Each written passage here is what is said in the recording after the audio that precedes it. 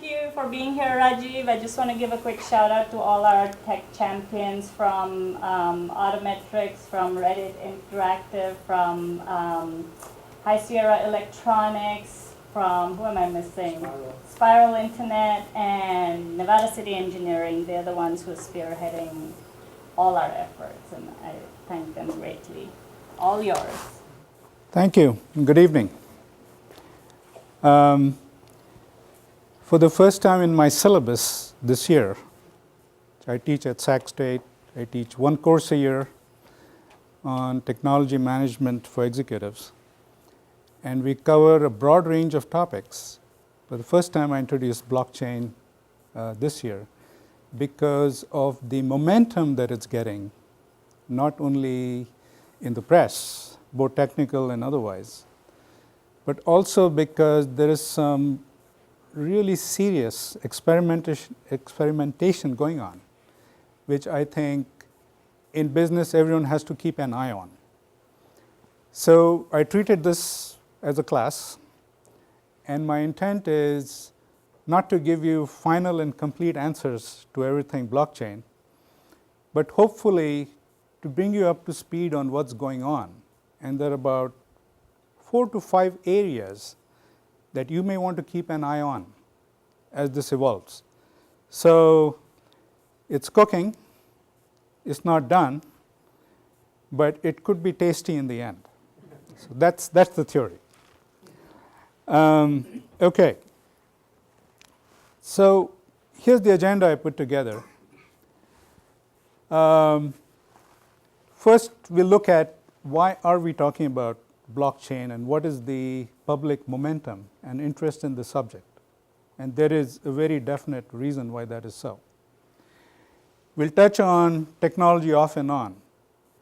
We'll look at what the limitations are with blockchain technology today.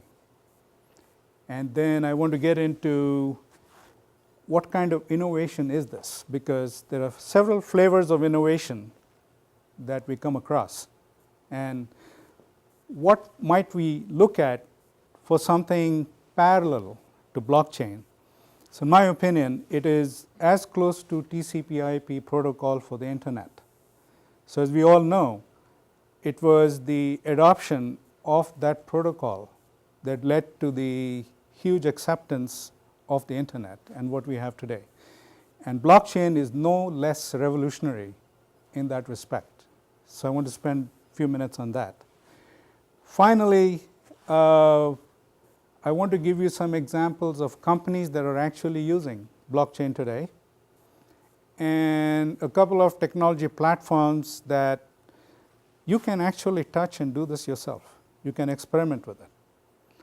And then finally, the promise, and if it actually takes off, as the gurus are saying, it could revolutionize every kind of transaction, not just the financial things that we hear about with respect to Bitcoin, but almost any kind of transaction can be replaced by Bitcoin. So in the way TCPIP replaced any kind of networking across industries, across segments, that's exactly what Bitcoin promises to do.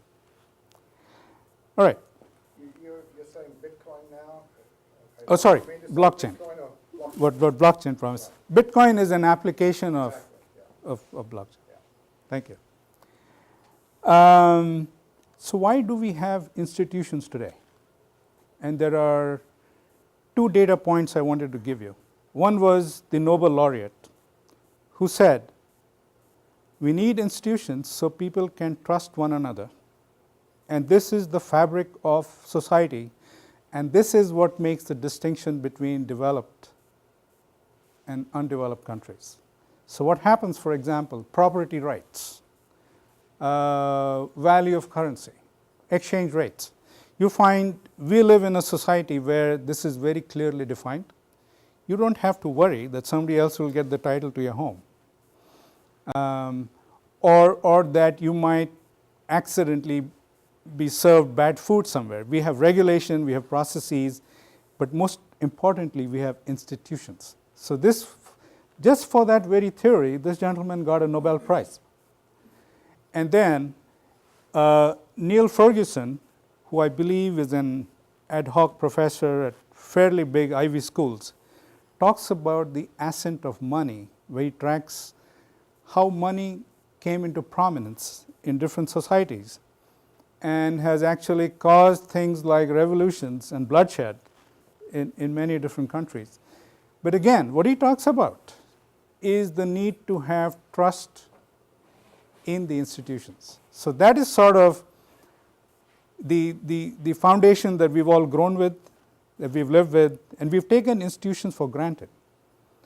And fundamentally what blockchain is saying is, do we really need these institutions?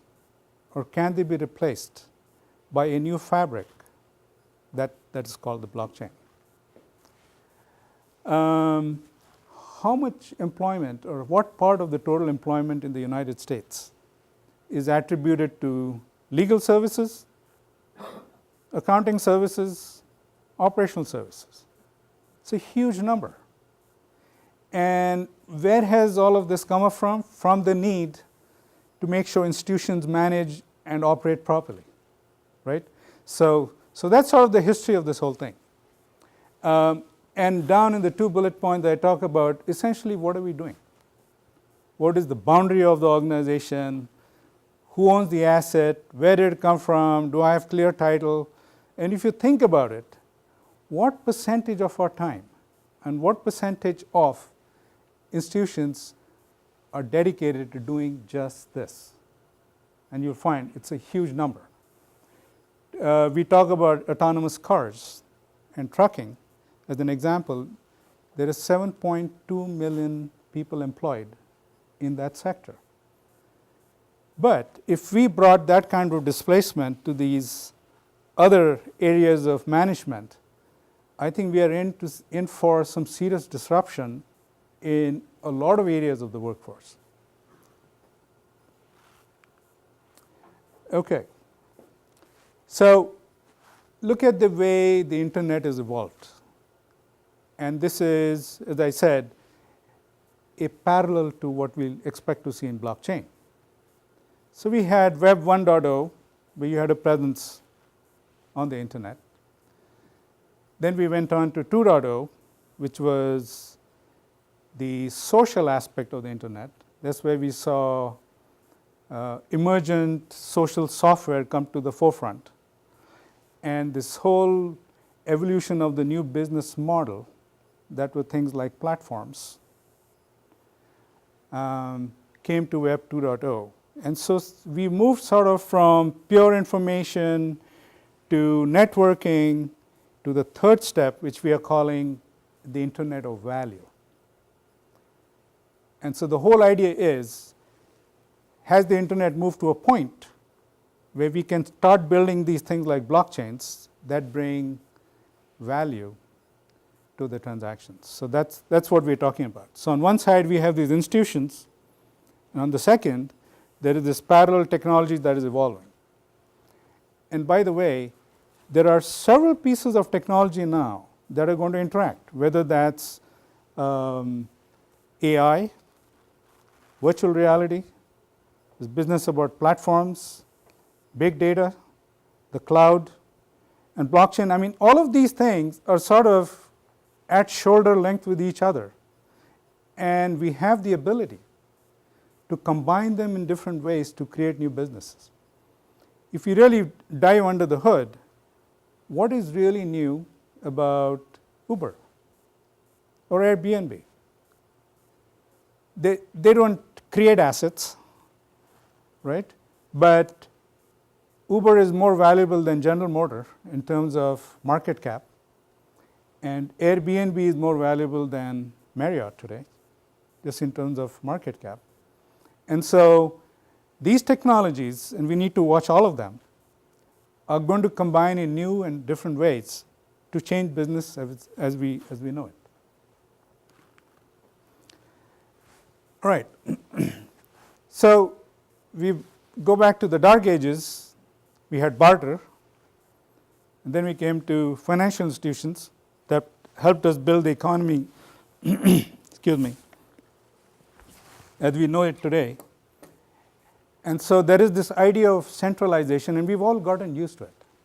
There's a central bank, there's a central node for many things. And now what we are saying is, can we decentralize all of this? So I'm headed in that direction. Let's look at some of the components underlying blockchain. So the first is the idea of a distributed database. And typically when we talk about a distributed database, we are talking about either having data spread over different databases or actually having copies of those databases in different places, identical copies. And in a way, the simplest analogy is like email. If there are 6 of us exchanging thought on an email and one of us updates it, everyone gets an update. And so now think about the power of having a distributed database that can have unlimited copies at every node on the internet, or every node, participating node in that network. So any participant has access to it. No single party has control of the data, which means there isn't a single point of failure, and which is actually the really powerful aspect of TCPIP, is when you're doing those communications, there's so many different ways and paths that transaction can flow, right? That's the power of that protocol. The same idea here. Peer-to-peer network, we have that now with the internet. And so again, the peer-to-peer helps with the decentralization idea. You don't have to go to a central point. And then the registry of transactions. So what this means is you would have transactions starting at day 0. I acquire 100 bitcoins as an example. That goes into the ledger. I give 10 bitcoins to my cousin.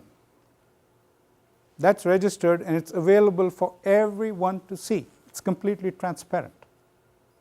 Anybody own bitcoins here? So you know what I'm talking about. Every transaction is available for everyone else to see. In the Bitcoin idea, blocks are formed every 10 minutes. Okay?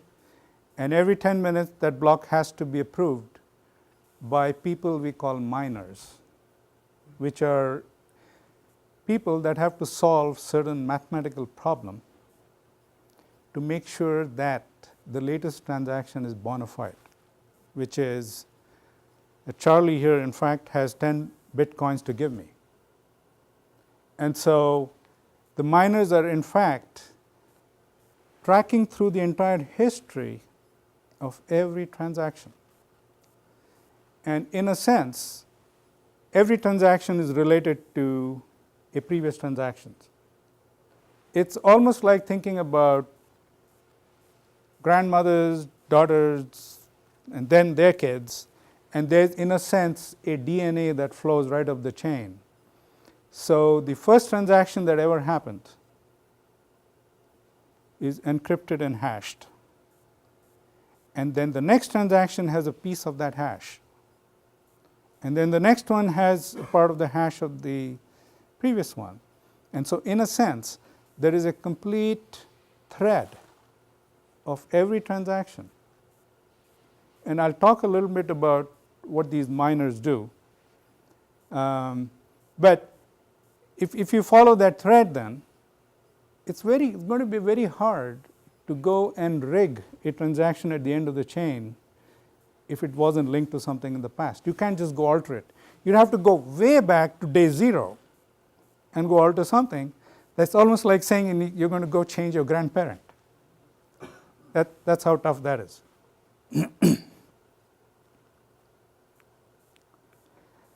Just a graphic. As I said, I think about this as a professor talking to students, so I want to leave you with a few slides that you can go and dwell on. But the same idea. interconnected blocks, and every new block getting verified. So then, what do these central institutions normally do for us? It's proof of work.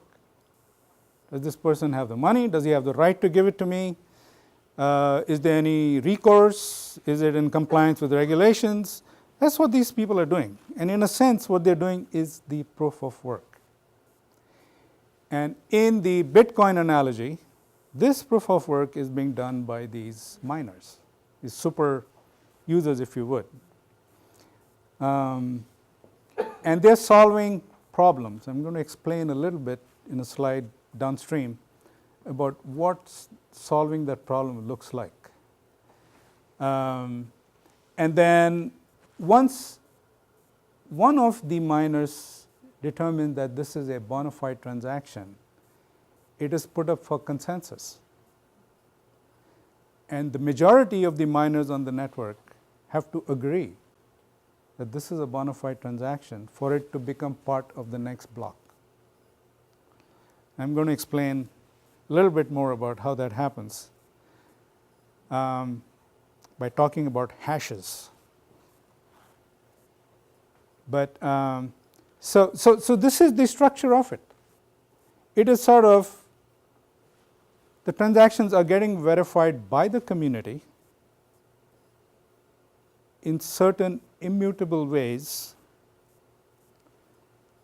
such that it's very difficult to solve that math problem, but very easy to verify it. This is the beauty of the blockchain. Not only blockchain, but also the whole underlying process.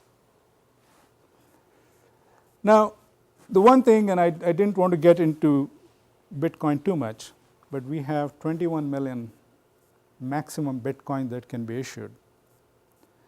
And we are already at 17.5. So there's really less than 4 million Bitcoins left to be issued. And so the question that the community is asking is, what happens when we get up to 21 million? Is 21 million Bitcoins enough to run transactions around the world? Could it be? I don't know, because what makes up for the shortage of the currency? Is it the price? I've heard that every Bitcoin is likely to be worth $100,000 in the next 5 years, no less. And it's trading around what, 5,000 now? Something like that. So the question is, the ones who created the Bitcoin, there's a white paper on this subject, which is a fictitious person. They really don't know who this is. I think designed this as an experiment to say, let me show to you that we can actually use currency without a central government, without the FDIC, without the NCUA, without the OCC, and all the state agencies, and we can actually do transactions. Now, I have looked at a few of these break-ins that we've had. They're not really break-in into the Bitcoin structure. It's a weakness in the participants. Like in all risk and fraud that we hear about today, it's not that the technology fails most of the time, it's that people make silly mistakes. They give up their names and passwords. Anyone want to guess what 80% of the password is today? Common password used. That's number 2. Right behind 1, 2, 3, 4, 5, 6. Okay. So I run a company where we do software for this stuff, and it's hilarious. But that's another story. All right, so a little bit about this hashing business. So if you get the slides. Question on the hashing. Is this applicable to Bitcoin, or is this applicable to blockchain as a whole, the hashing? The hashing is specific to blockchain. It's also true for Bitcoin. Bitcoin is an application of blockchain. So the general case is the blockchain. What I've done is given you a site called the MD5 hash generator. Anyone use hash generators here? right? So now, what I did in my class just 3 weeks ago is I said, go to the site and type in, everyone must remit $50 for Harvey victims. They type it in, it throws out an hash. And then I say, I signed this. So I put my name behind this, but I won't tell you if they were just initials or my first name and my last letter, just my name. And I'll tell you that the solution hash begins with 815D, which is the model of a Taylor guitar that I like to play. So I said, if I give you these two pieces of information, which is a starting hash and an ending hash, could you figure out my signature? And if you try this, you'll find it is almost impossible. That hash is some 24 digits long, I can't remember now. And then the moment I signed it, it created a new hash. And so now, here is the beauty of this whole system. If I give you the original hash and give you my signature, you can verify it in less than 2 seconds. But if I force you to do the calculation and come up with the solution hash, you're going to spend over 10 years trying to figure that out. Now, in the world of Bitcoin, there's an inbuilt rule in the system which says, as the number of Bitcoins increase, the solution hash has a certain number of zeros that precede the final hash.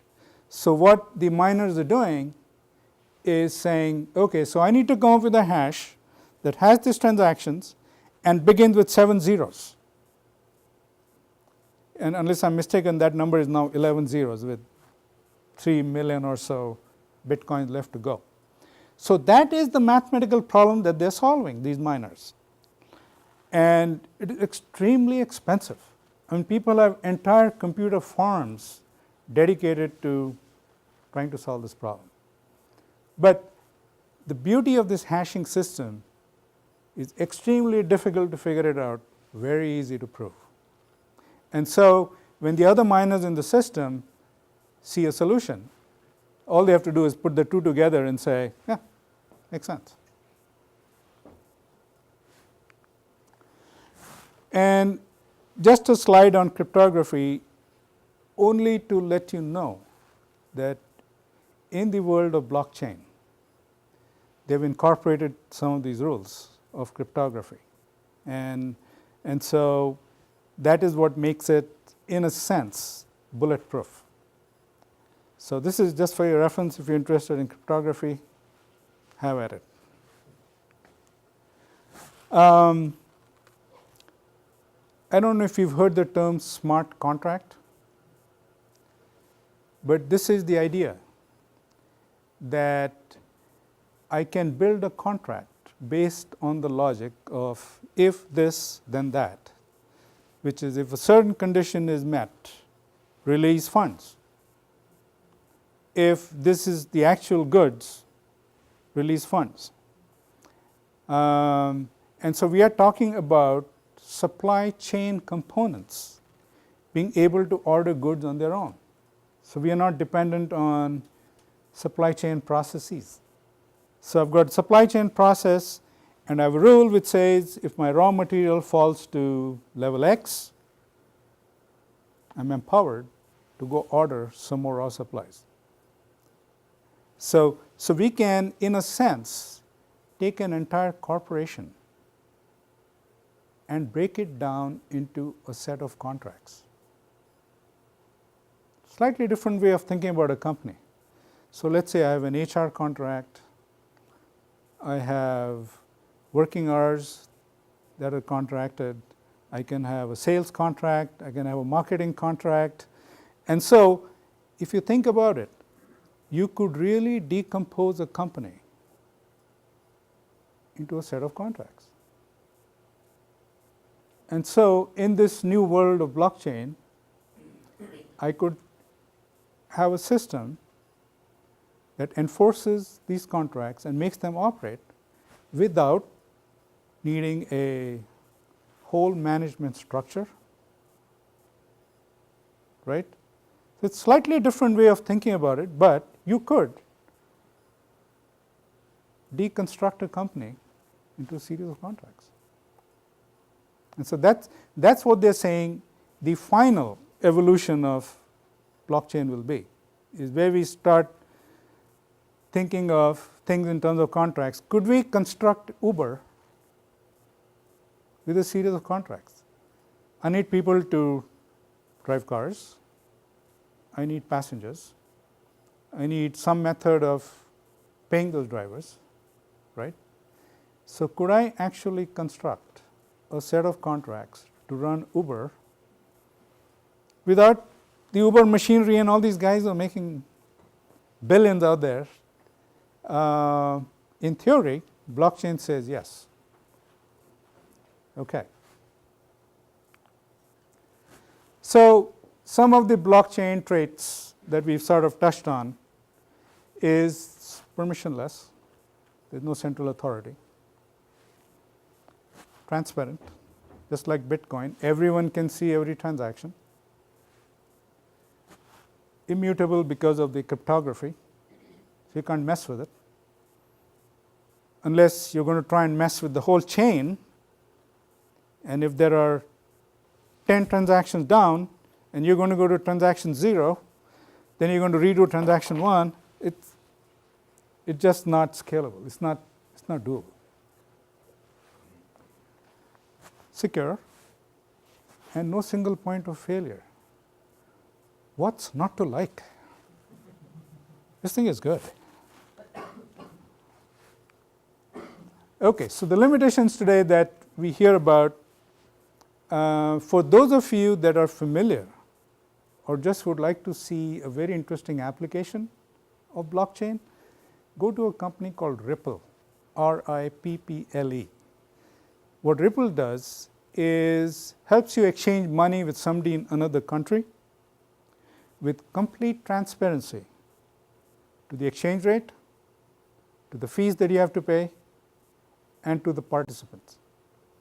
So I remember there was a time when I would send my mother some money back in India, and I would have a rough estimate of how many dollars I need to put in here with some estimation of fees, and there was just no clear transparency. And Ripple just did that for us.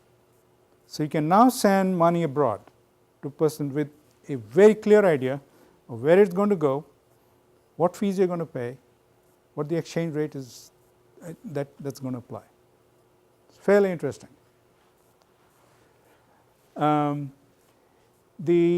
So the limitation today, this proof of work is a little troubling. Because if I'm going to rely on a bunch of miners, what if they're all on a day off? What happens to the transaction? They sit there. What if, for whatever reason, only so many are participating and I can't get consensus? So this is the big problem that they're trying to solve right now, is how do we make this happen? And I, in fact, last week was reading through a white paper published by Ripple, where they describe their ledger, universal ledger that we were talking about. And what they have done is signed up a very select group of institutions whose only job it is to act like the miner. But it's not random. They're well defined. They are companies with a certain status and stature. And so if a majority of them say this transaction looks good, it goes into the ledger. If not, it fails. And so they've built all these rules around what is a good and a bad transaction. There's a company out of Canada called Ethereum.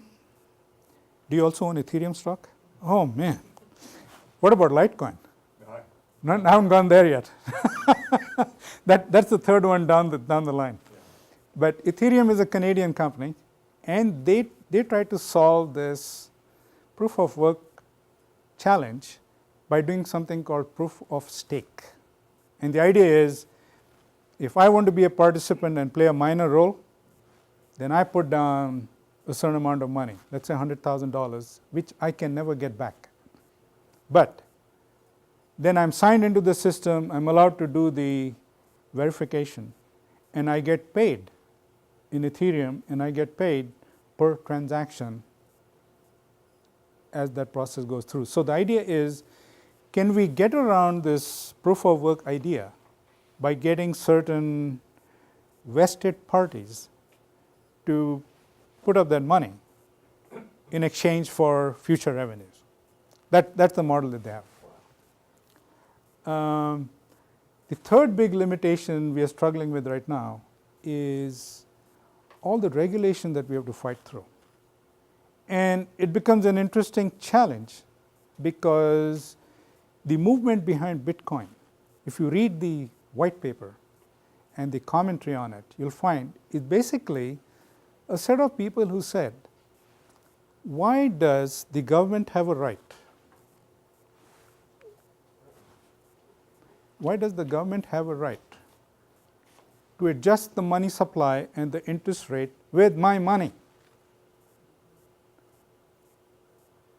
They can run up debt, and then they can print any amount of cash, right? I mean, this is what the group is fighting and saying we need to take it away from them. So we use the money for the real purpose, which is to buy services and goods without interference. And there's this whole game that goes on. I don't know if there are people here that do foreign exchange trading. It's one of my hobbies. But there are people who can get exchange rates faster than me, just based on how much they pay for their connection and the size of the operation. So I'm thinking I've got this really good bet on the USD Canadian dollar, and there are people beating me to it. So the whole idea that somebody else controls my assets is fundamentally the movement that's driving this whole blockchain thinking. Now, to talk about the SEC and the IRS view of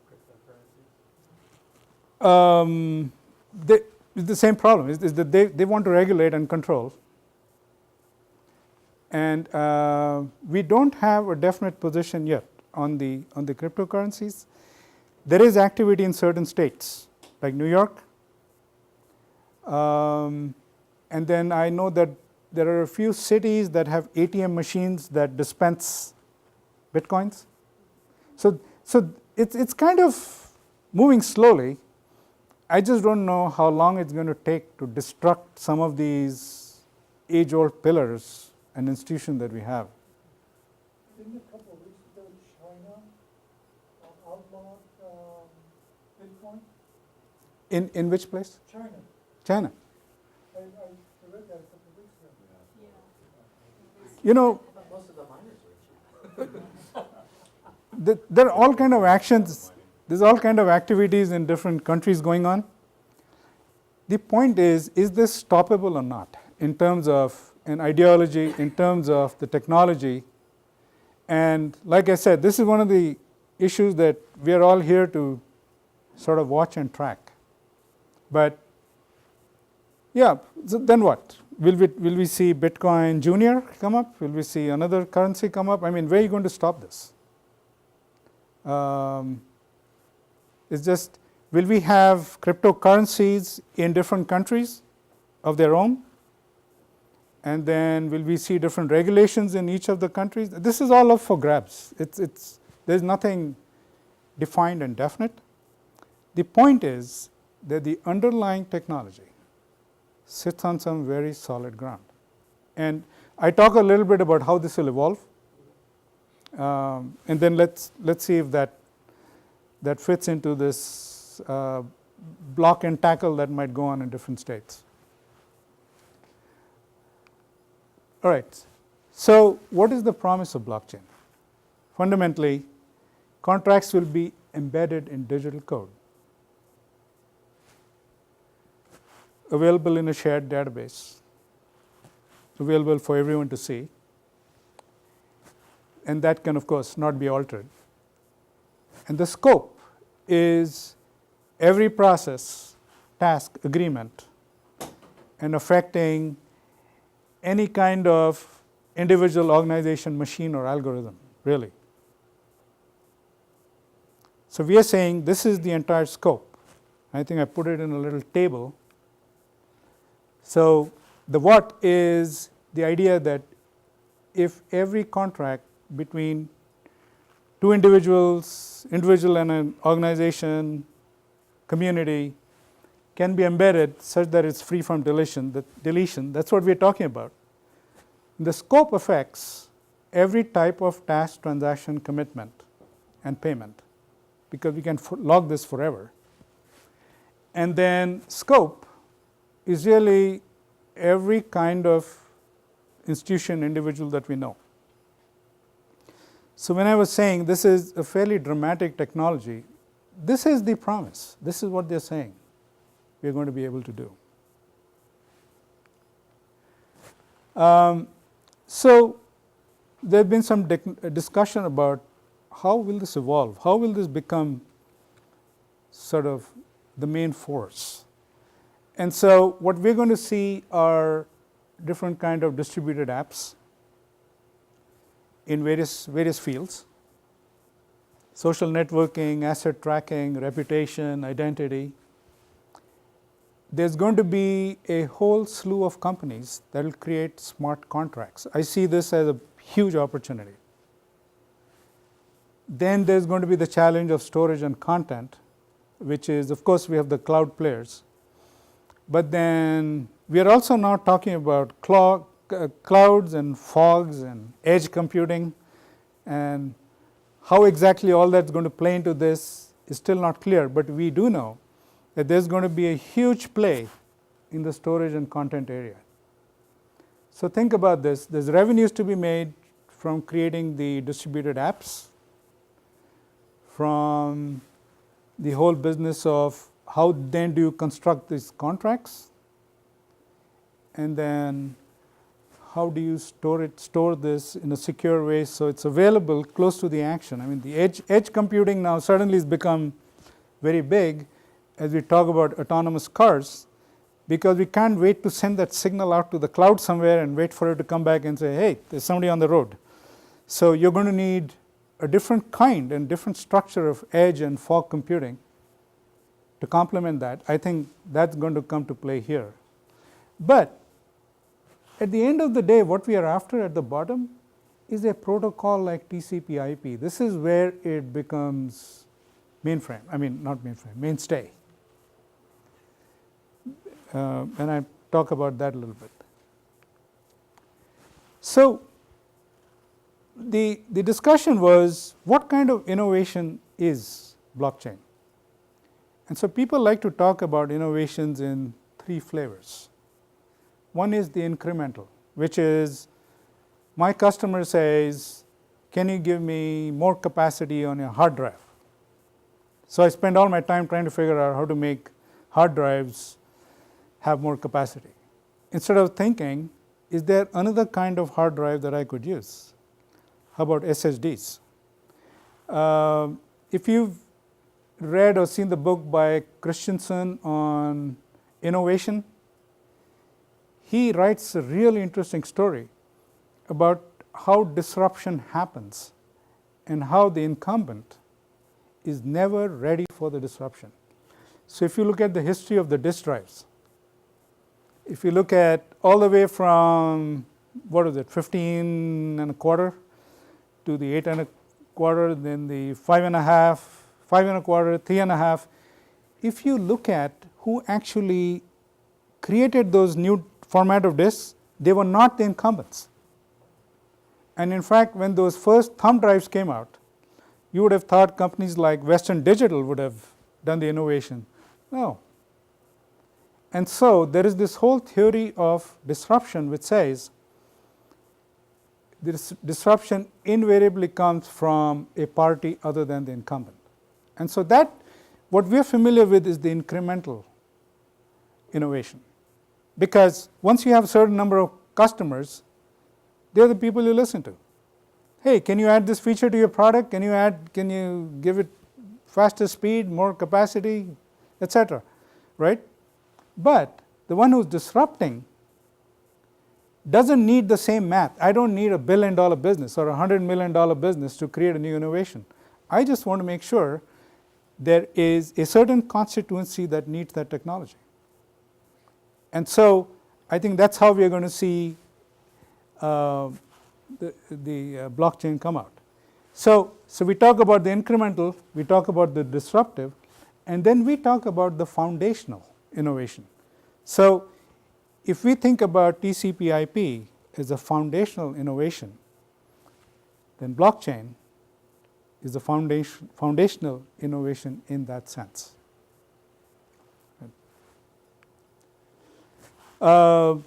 Brief history of the TCPIP and how it became pervasive, but there are 4 very distinct steps. At first, we had email, which is one person, point-to-point communication. Then we had localization, which was internal networks inside companies. Then we saw substitution, which is one kind of business process that I did substituted with another. And then finally we had transformation, which is a new way to do business on the internet. These are the Ubers and the Airbnbs of the world, right? It's what we call platform businesses. And so in a sense, there is this 4-step process, and so the people like me sitting back there tracking and saying, okay, have we crossed over to transformation yet or substitution yet? Where are we? But this is what we are looking at. So the single use, and that application is Bitcoin. The localization which has begun, which is private transactions, say within a company, within a division, within a department, right? Some simplification there. Then we're looking at substitutions. I saw an article the other day where EDS is now issuing gift cards that are based on blockchain. And I thought, okay, this looks a little bit like substitution. And then, to me, the self-executing smart contracts is where the transformation will occur. So there's if you're interested, I've got an article down there you might want to look up. It talks much more about this, the whole idea of frameworks. And the authors are saying much of the same thing, which is we have ways to go. It might be a decade, it might be 2 years. But I'm reminded of a Bill Gates comment, which is we tend to overestimate what technology will do in the next 2 years and underestimate what it will do in 10 years. So I think this plays into that whole quotation. As somebody who's been in the banking for the last 30 years, if blockchain has to become pervasive in banking, look at the amount of regulatory bodies we are going to have to make some kind of deal with or get them out. But FDIC, NCUA, OCC, FFIC, I mean, I was a regulator in 1985, and we had to apply these rules. It was a nightmare. I could never understand how the banking industry puts up with it, you know. And so how long will it take to come to terms with these institutions? I mean, that's really what we're dealing with, right? So what should you do now? For those of you that are really interested, I recommend experimentation. There is vast amounts of storage available in the internet for free from Amazon, from Microsoft, IBM, right? And this framework I just read about from Microsoft, it's called COCO, which is blockchain as a service. Hey, how about that? So I would say, get yourself a copy of that thing and see if you can build a little blockchain for yourself.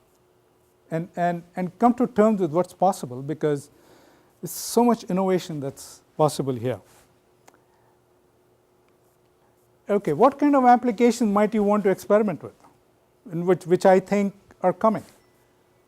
asset tracking, provenance, right? We always worry about where that food come from, where that drug come from, where was it manufactured, where did this part in the car come from. We're always worrying about where stuff comes from. You can track it on the blockchain.